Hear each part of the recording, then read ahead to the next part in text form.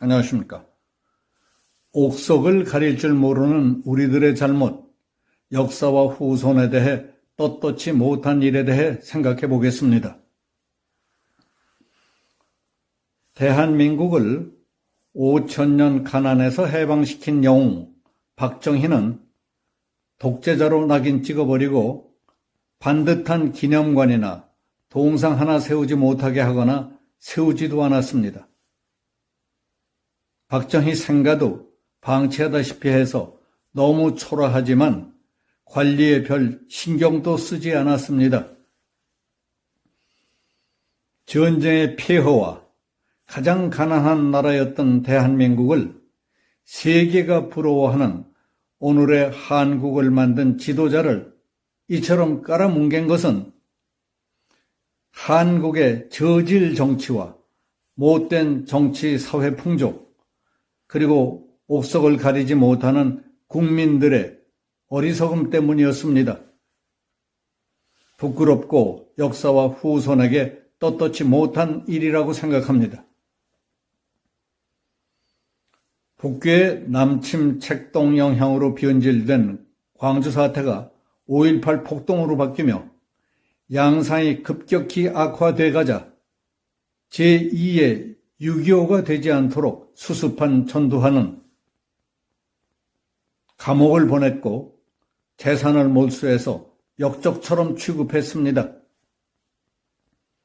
전두환도 안보, 국방, 사회정화, 경제정책을 통해 재임 기간 동안 연평균 성장률 10%를 기록하는 등 경제성장과 서민생활을 획기적으로 향상시켰습니다. 그러나 돌아간 뒤 6월마저 갈 곳이 없어 아직도 유가족들이 사는 집 장롱 속에 유고를 모시고 있답니다.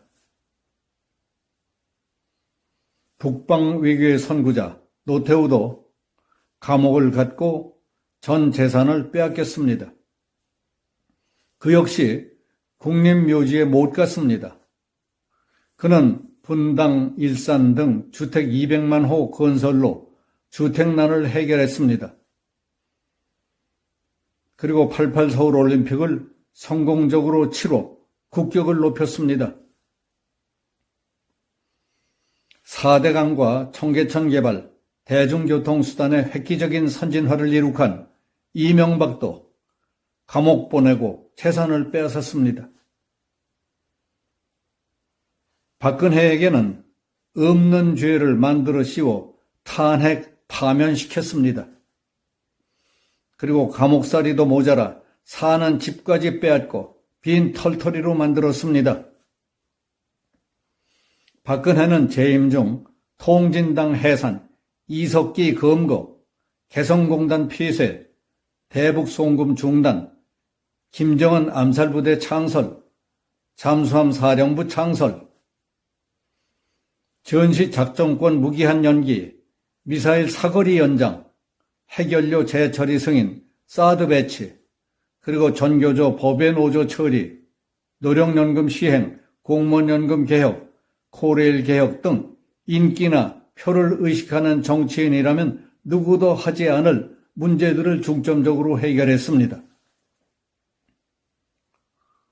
그런가 하면 북한에 4억 5천만 달러라는 거액을 갖다 바치고 김정일과의 정상회담을 성사시킨 김대중은 마치 그가 민주화의 화신인 것 같이 전국에 수십 개의 기념관과 동상을 세우고 좌익들이 참배하도록 만들어 놓았습니다. 재임 기간 동안 뇌물받은 혐의로 수사를 받던 노무현은 부엉이 바위에서 투신 사망했지만 자살인지 타살인지도 명확히 밝혀지지 않은 채 고향 봉화마을을 성지화해놓고 좌익들의 정치적 결집 무대로 이용하고 있습니다.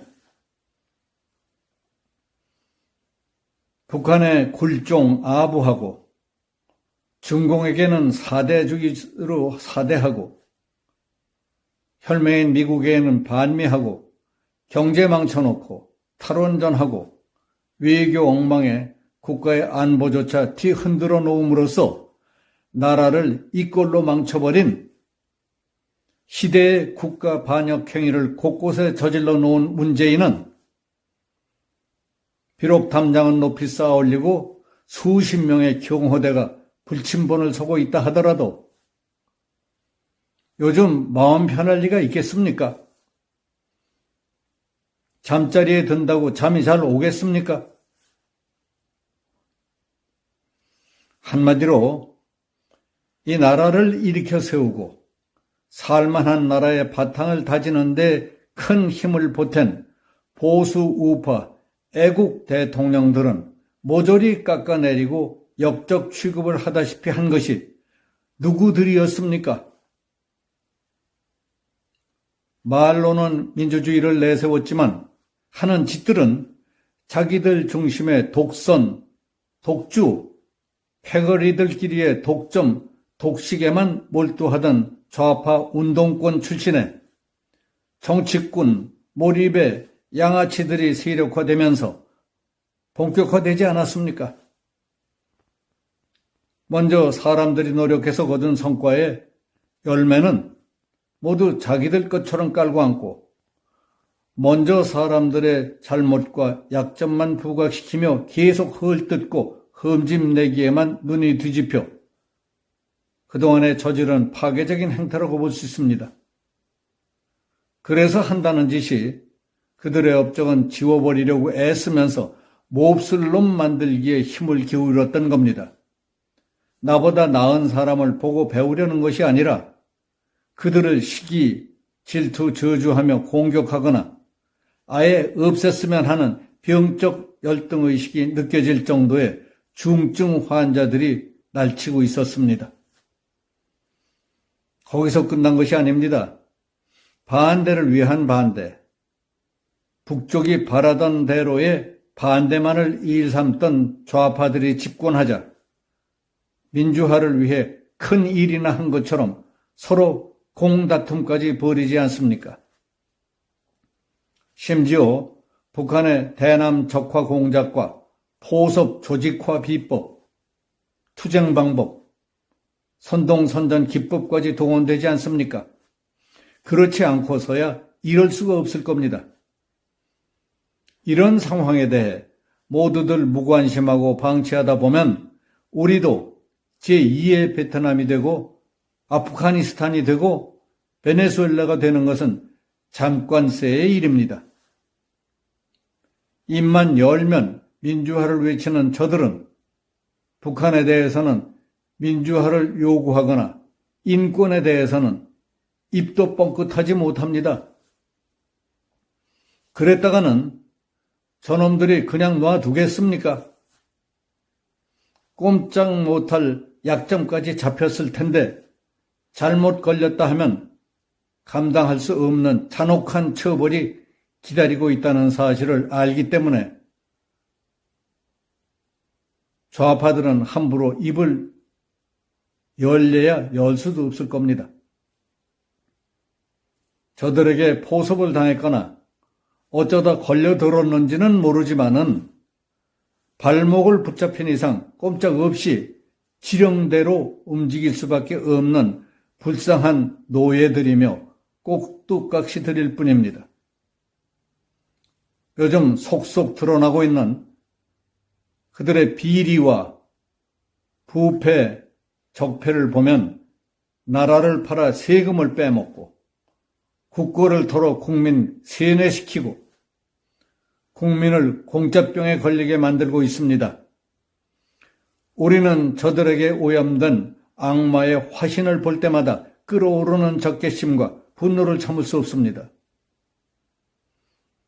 대선까지 출마했던 정당 대표라는 놈이 저질러 놓은 부정, 부패, 비리, 거짓말과 뻔뻔스럽고 당당한 척하는 가증스러운 모습을 보며 매일 부글부글 끓는다는 사람들이 많습니다. 저렇게 썩어 문드러지고 역겨운 냄새가 진동하는 인간 쓰레기들은 하루빨리 정상적인 사람과 격리시켜야 합니다. 썩은 것과 성한 것이 섞이면 삽시간에 몽